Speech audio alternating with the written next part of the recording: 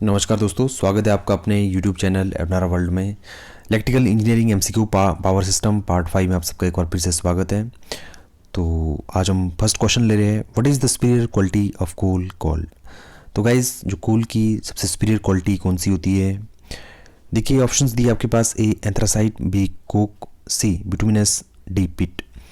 तो my dear friends, हम सभी जानते हैं कोर की superior quality, core is classified according to the degree of metamorphism. उनकी क्लोरिफिक वैल्यू क्या है, मेटामॉर्फिज्म, और उसके बाद एच कंटेंट उसमें कितने हैं, कार्बन कंटेंट उसमें कितने हैं। अगर आपके पास बहुत ही ज़्यादा कार्बन कंटेंट है, बहुत अच्छा कोल है।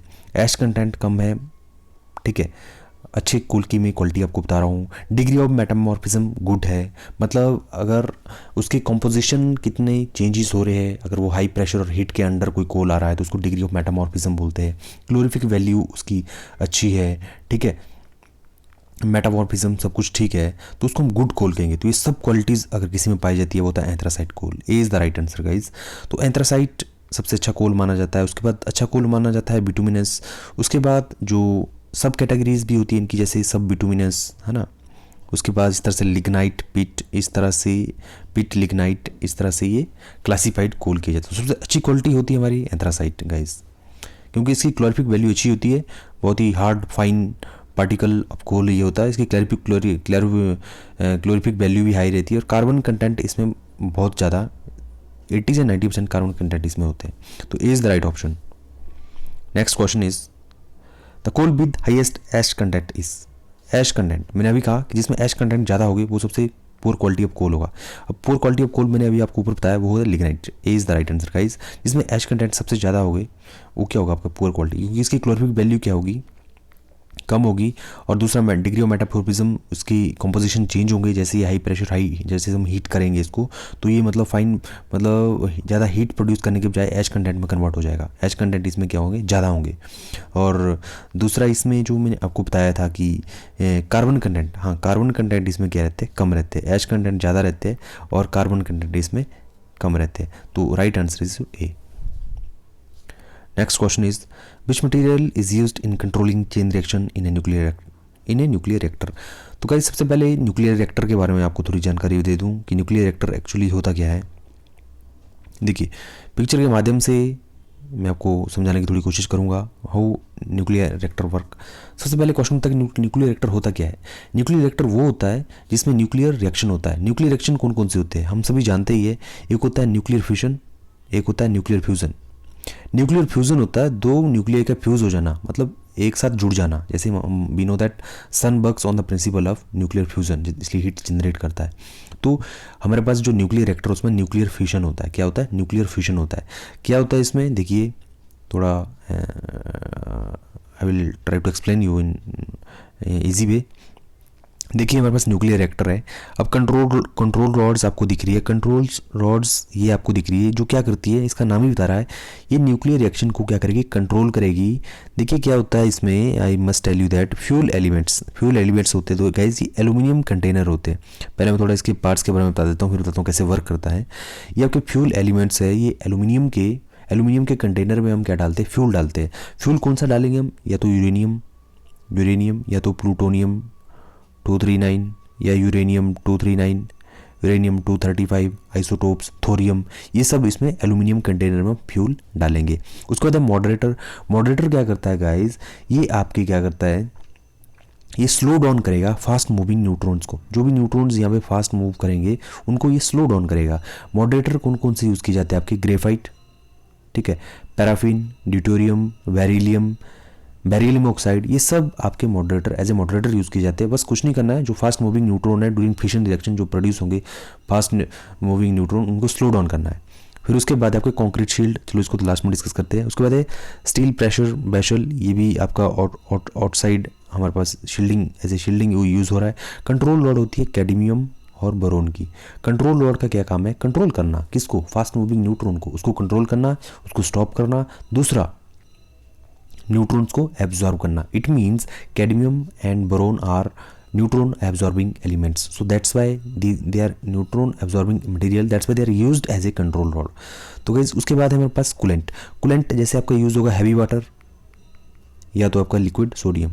हैवी वाटर और लिक्विड सोडियम इसमें एज ए कूलेंट यूज़ होगा। ये सारे पार्ट्स मैंने आपको एक्सप्लेन कर दिए न्यूक्लियर रिएक्टर के किस पार्ट का क्या काम है। अब देखिए कैसे वर्किंग करता है गाइज। न्यूक्लियर रिएक्टर में क्या होता है, जो ये एल्यूमिनियम कंटेनर है, एल्यूमिनियम कंटेनर इसमें जो हमने फ्यूल रखे हैं यूरेनियम 235 या 239, प्लूटोनियम 239, ठीक है, इसमें क्या रहता है, जो स्लो मूविंग न्यूट्रॉन्स होते हैं वो उसको स्ट्राइक करते हैं, स्लो मूविंग न्यूट्रॉन्स को स्ट्राइक करते हैं और इसमें रिएक्शन होता है न्यूक्लियर फिशन। न्यूक्लियर फिशन होता है और आगे उसमें बहुत ही ज़्यादा मतलब फास्ट न्यूट्रॉन्स क्या होते हैं, प्रोड्यूस होते हैं। आगे चैन रिएक्शन इसमें होता है, न्यूक्लियर फिशन होता है, इतने ज़्यादा फास्ट न्यूट्रॉन प्रोड्यूस होते हैं कि वो आपकी साइड में शील्डिंग तक में टकराते हैं। तो उसके लिए कुछ फास्ट न्यूट्रॉन को कंट्रोल करने के लिए, उनको ऑब्जर्व करने के लिए कंट्रोल रॉड का यूज़ होता है। मॉडरेटर का उन न्यूट्रॉन को स्लो डाउन के लिए मॉडरेटर का यूज़ होता है ना। यहाँ पे एक रिफ्लेक्टर यूज़ होता है गाइस, यहाँ पे एक रिफ्लेक्टर यूज़ होता है। ऐसे रिफ्लेक्टर का काम होता है जितने भी न्यूट्रॉन्स अंदर से बाहर को रिफ्लेक्ट हो रहे हैं उनको कोर की साइड को रिफ्लेक्ट करना, उस रिफ्लेक्टर का ये काम होता है। कॉन्क्रीट शील्ड जो बाहर से हीट बाहर जाने ना दे, ठीक है गाइज। उस वैसा ही वर्क आपका स्टील प्रेशर वेसल का है। तो जैसे ही आपके फास्ट न्यूक्लियर फिशन रिएक्शन इसमें होगा तो उससे हीट जनरेट होगी, उस रिएक्शन से अगर हीट जनरेट होगी तो वो ऐसे पास होगी इस तरह से। यहाँ से स्टीम जनरेट होगी, स्टीम हम सभी जानते ही है, आगे टरबाइन को रोटेट करेगी, इलेक्ट्रिसिटी जनरेट होगी, फिर सेम कंडेंस करके फिर पंप से ये पूरा प्रोसेस रिपीट होगा। ओके गाइज, फिर वाटर को कूल किया जाएगा, फिर रिएक्शन होगा, फिर ऐसे ये अपना जो प्रोसेस गाइस, कूल कूलेंट यहाँ से चलता रहेगा, हॉट कूलेंट यहाँ से चलता रहेगा, मतलब ये प्रोसेस चलता रहेगा, hot cold hot cold hot cold. तो न्यूक्लियर फिशन इसमें क्या होता है, रिएक्शन होता है। तो क्वेश्चन पूछा है कि ये कैडमियम कंट्रोल रॉड होती है, ये किस मटेरियल की बनी होती है। तो ये देखते हैं हमारे पास ऑप्शन क्या है गाइस।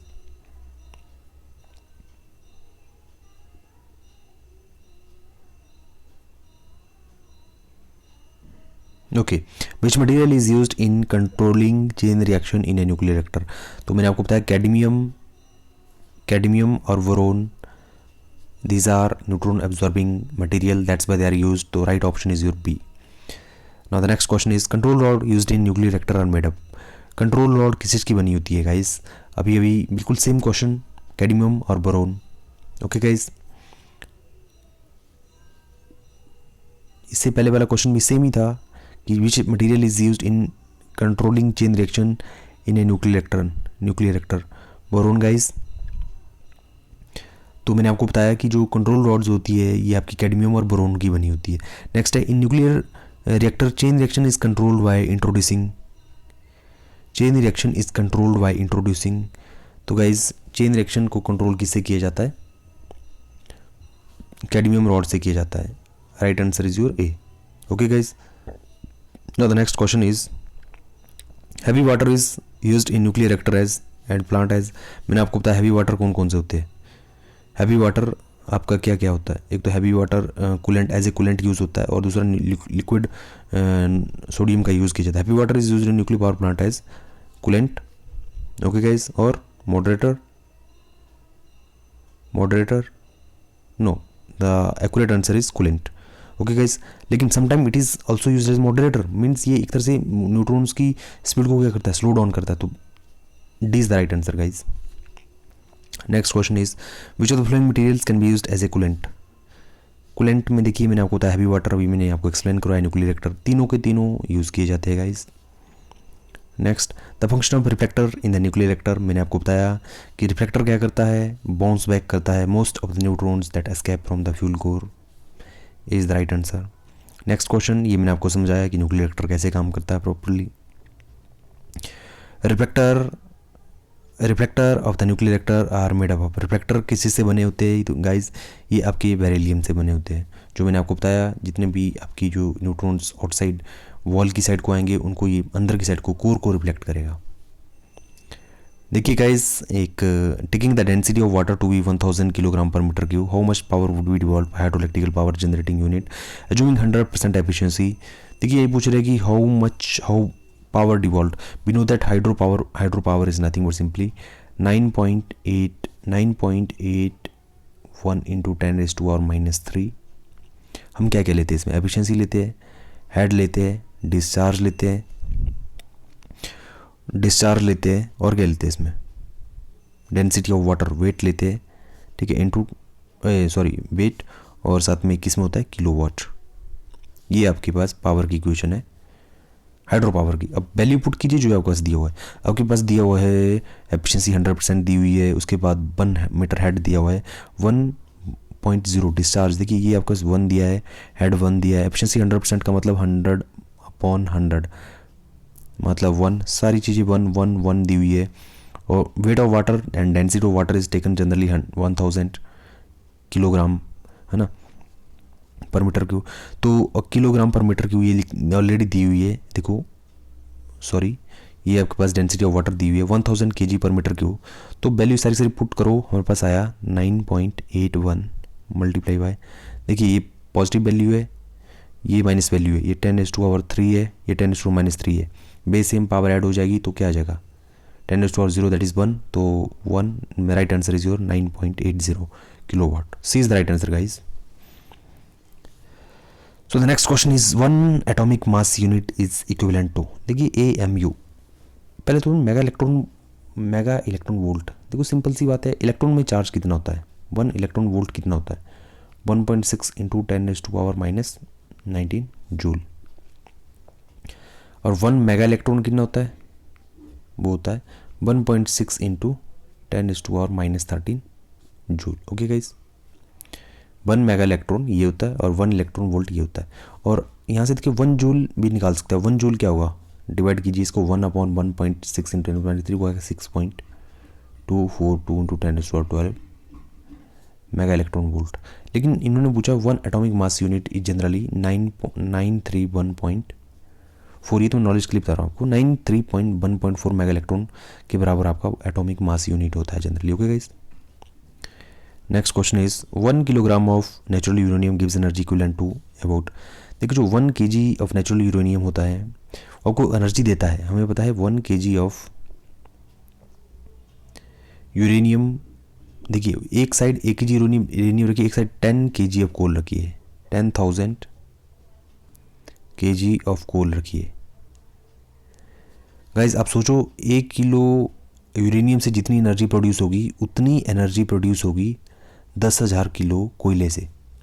बट खैर बात ये भी है कि जो यूरेनियम है अवेलेबिलिटी इंडिया में कम है, इसका जो कॉस्ट है बहुत हाई रहता है, कोयला बहुत इजली अवेलेबल है, झारखंड छत्तीसगढ़ ढेर सारा कोयला आपको वहाँ से आता है। तो ये आपने याद रखना कि 1 kg यूरेनियम होता है 10,000 kg of coal. Next, what is the approximate efficiency of normal thermal power station, देखिए मैंने पिछले लेक्चर में भी आपको प्रीवियस लेक्चर में बताया कि थर्मल जो स्टेशन होता है उसकी एफिशिएंसी होती है very low 30 to 40% due to condenser. Boiler की एफिशिएंसी होती है 70 to 80%। What overall efficiency of thermal power plant is, कई बार पेपर में पूछा जाता है, आपको ऑप्शन दिए होते हैं ऐसे 29%, 40%, है ना, तो right answer is your near by 30, very low. तो बात करते हैं थोड़ी पावर प्लांट की। हाइड्रो पावर प्लांट की एफिशिएंसी हम सभी जानते ही है, कितनी होती है आपकी हाइड्रो पावर प्लांट की एफिशिएंसी। देखिए पहले थर्मल की देखिए, थर्मल की एफिशिएंसी कितनी होती है आपकी, थर्मल की एफिशिएंसी रहती है आपकी गैस, जैसे कि मैंने आपको बताया थर्मल की एफिशिएंसी 30 to 40%। ओके गाइज, और हाइड्रो की एफिशिएंसी रहती है आपकी 85%, और न्यूक्लियर की एफिशिएंसी रहती है आपकी 55%।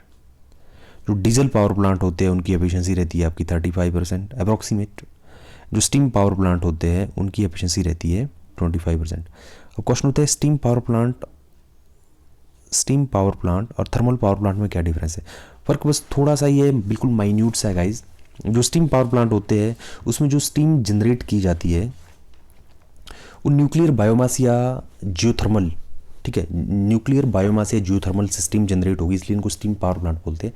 लेकिन जो थर्मल पावर प्लांट में होता है उसमें मेजरली कोल का यूज़ होगा स्टीम को प्रोड्यूस करने के लिए, इसलिए उसको थर्मल बोलते हैं, इसलिए स्टीम बोलते हैं। तो सबसे ज़्यादा एफिशिएंसी होती है हाइड्रो पावर प्लांट की, उसके बाद न्यूक्लियर, सेकंड नंबर पर आप न्यूक्लियर रख दो, हाइड्रो न्यूक्लियर, उसके बाद थर्मल HNT, ऐसे याद रखना आपने, H hydro nuclear thermal HNT।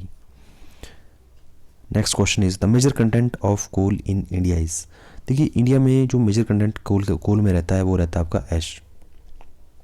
Okay guys, major content जो इंडियन कोल में रहता है वो क्या रहता है आपका गाइस, ऐश। मैंने आपको बताया कि जो बेस्ट कोल इंडिया का होता है वो हमारे पास, जैसे कि ये आप रखिए जिसमें हाई कार्बन कंटेंट हो, क्लोरीफिक वैल्यू हाई हो, बेस्ट एश कंटेंट बेस्ट कोल रहता है। तो एश कंटेंट इंडियन कोल में अप्रॉक्सीमेटली 20% एश कंटेंट पाया जाता है। Okay guys, next question, on which factor does the calorific value of coal depend? It depends on ash content, size of coal particle, moisture content. ठीक है, which of the following? The calorific value depends upon ash content. ठीक है, H content जितने कम होंगे उतना कोल, मैंने कहा कि कार्बन कंटेंट अच्छे हो, कोल हार्ड हो, बढ़िया हो, फाइन पार्टिकल हो, क्लोरीफिक वैल्यू हाई हो, मेटाफॉर्मिज्म, उसमें हीट प्रेशर का कोई असर ना पड़े, ठीक है, उसको बेटर कोल माना जाएगा। हाई मॉइस्चर कंटेंट हो, एकदम चूरा बन जाए, उसका राख बन जाए, क्या फ़ायदा उसका। The elements that are combustible in the fuel are, वो होते हैं आपके कार्बन, हाइड्रोजन, सल्फर। ये हमेशा याद रखना आपने, CHS। जो the elements that are combustible in the fuels are, carbon होता है, हाइड्रोजन होता है और सल्फर होता है। नेक्स्ट है guys, what is the percentage of ash content in the Indian coal? अभी मैंने आपको बताया कि जो इंडियन कोल में एश कंटेंट होता है, कार्बन कंटेंट जो आपकी एंथ्रासाइट और बिटुमिनस कोल होते हैं उनमें अच्छा कार्बन कंटेंट रहता है, लेकिन एश कंटेंट आपका लगभग 20% रहता है। Option C is the right answer. Next question is, which of the following are the essential element for the combustion of the fuel? Guys, combustion के लिए सबसे पहले क्या चाहिए होता है? ऑक्सीजन, बिल्कुल right. Correct fuel air ratio, बिल्कुल right. Proper ignition temperature, all of the above option are accurate. So we will go with option D. What is pulverized coal? Guys, pulverized coal क्या होता है? हम सभी जानते हैं कोल की पल्वराइजेशन क्यों की जाती है। हम सभी जानते हैं बड़े बड़े पीस कोल के तो एकदम डाले नहीं जा सकते, है ना, इसलिए उनको छोटे छोटे फाइन पार्टिकल में क्या किया जाता है? ब्रोक किया जाता है, उसको बोलते हैं pulverization of coal. Coal broken into fine particle, C is the right answer, ताकि आपकी high calorific value. Why is pulverized coal used? Better burning, medium size units, less radiation loss, increase calorific value. Exactly, calorific value क्या होगी? Increase होगी, इसलिए उनको छोटे छोटे particles में, फाइन पार्टिकल में ब्रोक किया जाता है। इसका एक पर्टिकुलर प्रोसेस रहता है। What is the important factor in fuel selection? तो guys, fuel, cost of fuel, calorific value, both are very important factor to select any fuel. Okay guys, ash handling system is mainly divided into, the last question is, the ash handling system is mainly divided into, हम सभी जानते हैं ash handling system mechanical system, mechanical handling होती है इसमें, air pressure, pneumatic system होता है इसमें, hydraulic, all of the above option are correct. So guys, it was the part 5th of power system. So if you like it, do subscribe our channel and share our video. You can see all the parts in the playlist of our channel, as well as you can see the 5 parts of the electrical machines in the playlist. And tomorrow onwards we'll having the electrical circuit section. Okay guys, if you do like the video, please subscribe the channel and share the video guys. This is this was the working of the nuclear power plant that I have told you that how it works, and in the lecture 4th I have told you how the thermal power plant work, and in previous lecture of before that, in the 3rd lecture I have told you that how hydropower plant work. Okay guys, once again I remember you that control rod for controlling purpose, absorbing purpose, moderator for slow down the neutron, fuel elements, aluminium container, fuel uranium, plutonium. Nuclear fission होता है इसमें, fission heat produce करता है, और heat produce से क्या होता है आपके पास? स्टीम जनरेट होती है। So okay guys, thank you for watching this video.